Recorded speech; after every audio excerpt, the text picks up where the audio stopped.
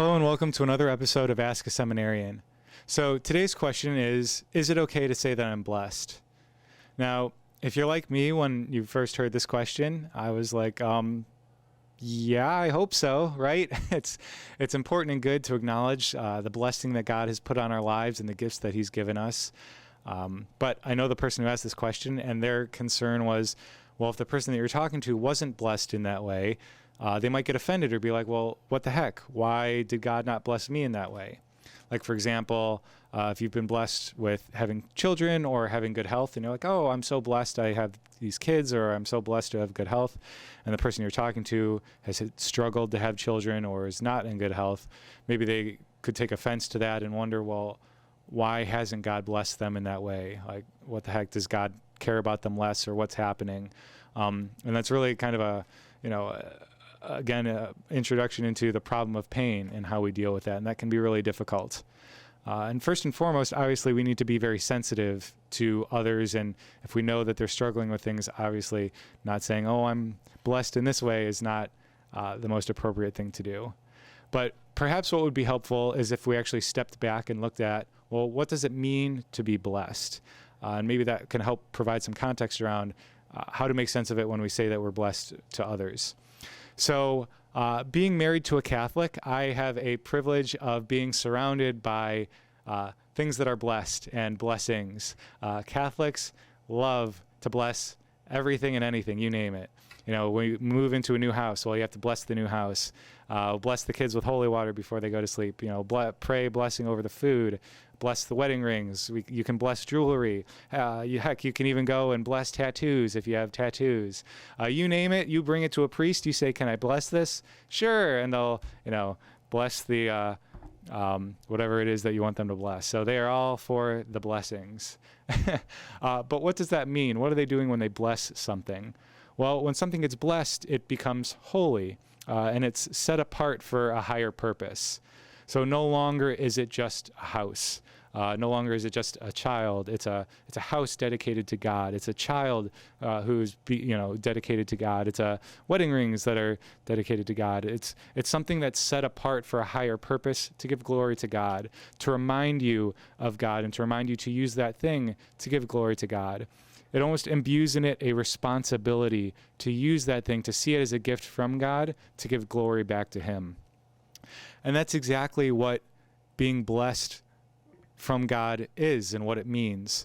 So blessings are freely given gifts from God, but they are exactly that, gifts that are meant to be not retained and kept for ourselves to, revel in these gifts that we're given, but it's meant to be used and to be given back to give glory to God.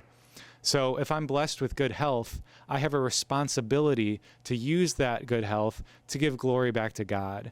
My health, if it's a blessing and has been blessed to me by God, has been set aside for a higher purpose and is meant to use that. If I've been blessed with children, well, I've been given a responsibility to raise those children to come to know and to love God.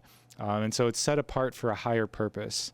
And so being blessed means that you're not, God hasn't showered you on these things to enjoy and revel and to use for yourself, but to give back, to give glory to him. He's given you that responsibility to set those things aside for a higher purpose.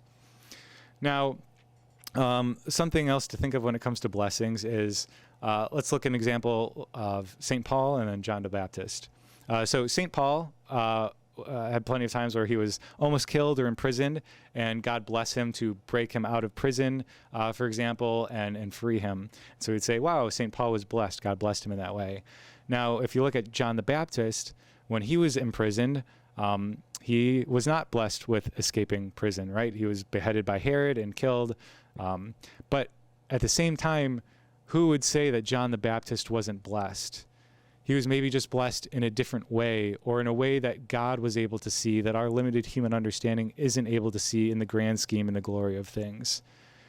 And so it really makes me reflect and think that everything that we are given, every breath that we take, we should see as a blessing and a gift from God, not for something that is for our own benefit, but for something to be elevated, to be set aside, to become holy so that we can give glory back to God, irrespective of what that thing is. And I think a really good illustration of this is from Corrie ten Boom and her sister in their time in a Nazi concentration camp. See, when they were in a concentration camp and living in some of the worst conditions that human beings could possibly imagine, their barracks, their bunk where they were in, was completely infested with lice. These horrible, biting, itchy lice that it was awful. And Corrie complained about them all the time. But her sister told her, see the lice as a blessing. Give thanks to the lice. And she would thank God for the lice. And Corrie was like, are you out of your mind? Why would you give thanks to the lice? That's craziness. Well, it turns out that it was so gross and the lice were so bad that the guards left their barracks alone and wouldn't enter into them because they didn't want to deal with that. And that allowed them the freedom to use a Bible that they had smuggled in to hold worship services and to give hope in that place of hopelessness and to help lead others to Christ in one of the worst places that we could possibly imagine. And so even in those places, it's through the gift of God that we can see as a blessing. And so we can see them as, how has God given me this thing to use in such a way to give glory back to him? And so if nothing else, us acknowledging and saying that I'm blessed is important in our own hearts to see everything that we've been given as a gift and to see how we can use it to give glory back to God and to live in those things with faith and trust and hope in God's bigger plan for us. All right, so that's my 2 cents on blessings. Again, being sensitive about it, but seeing everything that we have as a blessing from God is important, even the stuff that's difficult. All right, well, thank you so much again for tuning in and listening.